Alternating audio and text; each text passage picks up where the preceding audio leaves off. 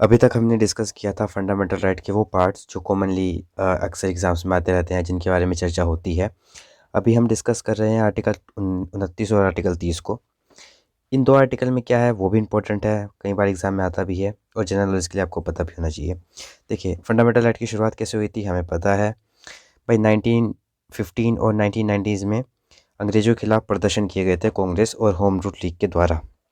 तो जब इस प्रदर्शन बहुत ज़्यादा बढ़ गए तो अंग्रेजी सरकार ने 1919 में मॉन्टेग्यू चेम्सफोर्ड रिफॉर्म, ये मॉन्टेग्यू और चेम्सफोर्ड ये रिफॉर्म शुरू किए। और इस रिफॉर्म में खास बात ये थी कि इस रिफॉर्म की हर 10 साल बाद समीक्षा, रिव्यू किया जाना था कि इनकी वजह से कितना सुधार हुआ या नहीं। तो रिव्यू किया गया 1928 में साइमन कमीशन के द्वारा। साइमन कमीशन की रिपोर्ट जो थी वो इंडिया के लोगों को पसंद नहीं आई। कांग्रेस के लोगों ने कहा इससे अच्छा तो हम अपना कॉन्स्टिट्यूशन बना ले, अंग्रेजों ने कहा तो बना लो। 1928 में नेहरू जी ने अपना एक रिपोर्ट पेश की जिसमें फंडामेंटल राइट का जिक्र किया गया था फर्स्ट टाइम। और इसी रिपोर्ट को बाद में 1931 में कराची अधिवेशन में स्वीकार कर लिया गया था और फंडामेंटल राइट भी कराची अधिवेशन में स्वीकार कर लिए गए थे। अब नेहरू रिपोर्ट में जो नेहरू थे वो कौन थे? वो थे मोतीलाल नेहरू। ये कौन थे? ये जवाहरलाल नेहरू जी के पिताजी थे।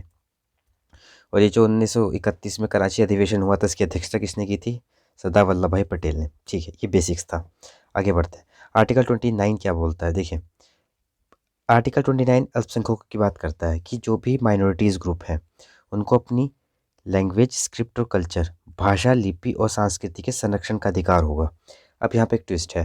अल्पसंख्यक का मतलब मुस्लिम, ईसाई या सिख ऐसे लोगों से नहीं है। अल्पसंख्यक का मतलब एक एथनिसिटी से है।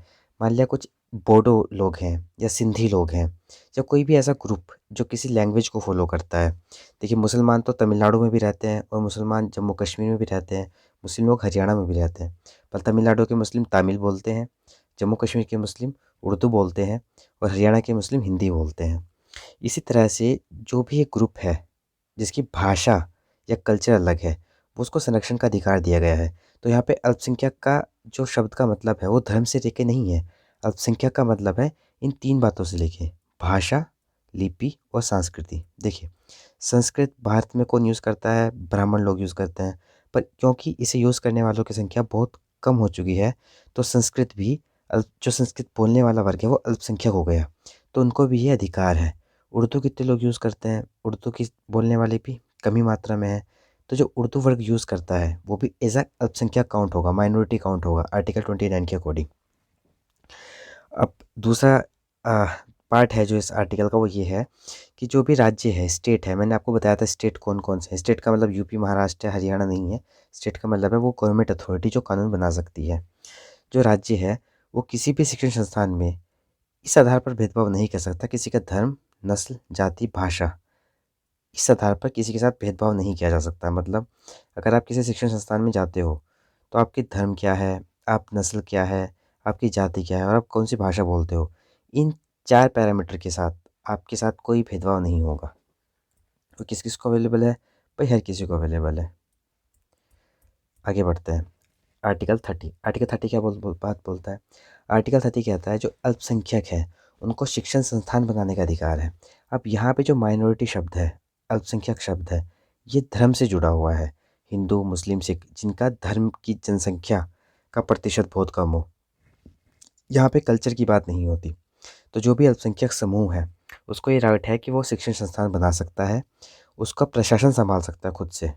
मदरसे जो वगैरह बनते हैं उसका उदाहरण इसी से मिलता है। और राज्य किसी भी शिक्षण संस्था से विभेद नहीं करेगा। मतलब अगर आप एक पैसा हिंदू मठ को दे रहे हैं तो आप मुस्लिम मदरसे को भी आपको उतना ही पैसा देना चाहिए। आर्टिकल 30 मोटी मोटी ये बात बोलता है। तो अगर मैं आपको संक्षेप में बताऊं, आर्टिकल 29 बात करता है अल्पसंख्यकों की जो भाषा, लिपि और संस्कृति के आधार पर है। और अनुच्छेद 30 बात करता है उन अल्पसंख्यकों की जो धर्म के आधार पर है।